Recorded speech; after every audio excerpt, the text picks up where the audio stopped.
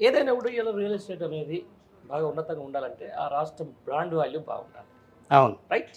అవును. మనం చూసినాం గత ప్రభుత్వంలో కోకాపేటలో 100 కోట్లు ఎకరం 100 కోట్లు పోయిన సందర్భం మనం చూసినాం. అవును. వీళ్ళు రావడం శ్వేతపత్రాలంటూ అదంటూ ఇదంటూ రాష్ట్రం అప్పుల పాలైంది అని చెప్పడం, అంతలే అక్కడ ఆంధ్రప్రదేశ్లో కూడా కొంచెం అధికార మార్పిడి జరగడం, కొంచెం ఎందుకు ఈ అన్‌స్టెబిలిటీ జరుగుతుంది ఇక్కడ అంటే ఈ రియల్ ఎస్టేట్ రంగంలో? వాస్తవంగా హైదరాబాద్ నగరం భారతదేశంలో కాకుండా ప్రపంచంలో పేరున్నటువంటి నగరం. ఆ! ఇది ఒక అద్భుతమైన నగరం, మంచి వాతావరణం కలిగినటువంటి నగరం.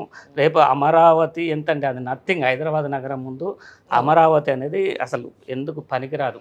ఇంకా 100 ఏళ్ళు అయిన తర్వాత అయినా కూడా 100 ఏళ్ళు గడిచినా కూడా అక్కడ హైదరాబాద్ నగరంతో పోటీకి అమరావతి ఎప్పటికీ రాదు రాదు రాదు. ఎన్ని అక్కడి వాతావరణం వేరు, ఎన్ని వేల కోట్లు పెట్టినా, ఎన్ని లక్షల కోట్లు పెట్టినా. ఇక్కడి వాతావరణం వేరు. హుహు. హైదరాబాదు నగరం అనేది ప్రతి ఒక్కరు నివాసానికి అనుకూలంగా వాతావరణం ఉంటుంది. అనేక సౌకర్యాలు ఇక్కడ ఉంటాయి. ఫుడ్ ఏ దేశం నుంచి కానీ ఏ రాష్ట్రం నుంచి కానీ హైదరాబాద్ నగరానికి వచ్చిన వాడికి వాళ్ళ యొక్క వాళ్ళు రోజు నిత్యం తినేటటువంటి ఫుడ్ హైదరాబాద్ నగరంలో దొరుకుతుంది. అట్లాగే వాతావరణం చాలా అద్భుతంగా ఉంటుంది ఇక్కడ. అదే ఇప్పుడు అమరావతి అనుకోండి, ఆడ వడగాలులు ఎక్కువ, నివసించడానికి చాలా వేడి ఎక్కువ, నివసించడానికి చాలా కష్టంగా ఉంటుంది. అక్కడ ప్రపంచంలో అన్ని రాష్ట్రాల్లో లేదా అన్ని దేశాల్లో ఉన్నటువంటి వాళ్ళు అక్కడ నివసించడానికి అనుకూలంగా లేనటువంటి ప్రదేశం. కొన్ని కొత్త కట్టడాలు వస్తాయేమో. హైదరాబాద్ నగరంతో అసలు అమరావతి మనం ఎప్పటికీ పోల్చకూడదు. అమరావతిలో ఏదో అద్భుతం జరిగిపోతుందని అనుకోవడానికి వీల్లేదు.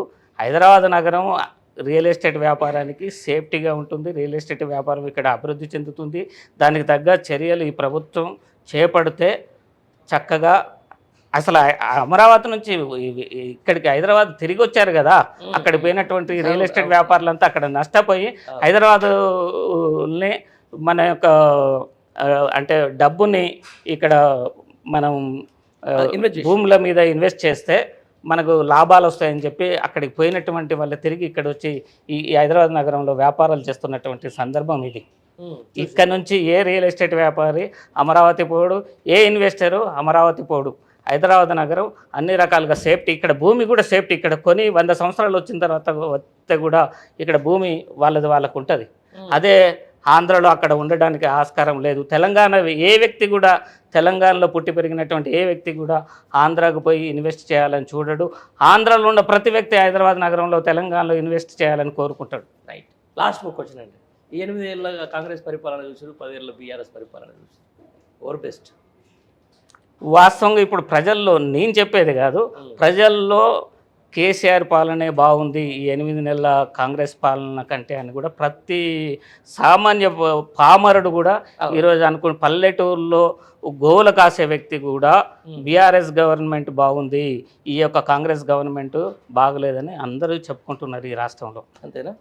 Thank you very much. Right.